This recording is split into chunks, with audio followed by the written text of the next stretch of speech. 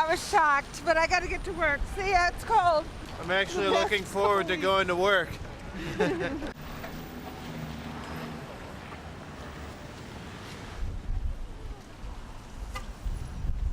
Gloves, jacket, got the hoodie on. I'm trying to run into work as fast as I can. Oh no, it's too cold for us.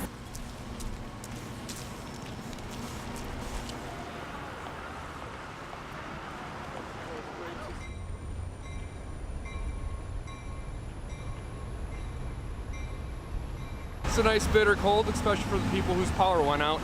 Froze overnight. It's gonna be a great day for construction workers. You gotta bundle up in Chicago.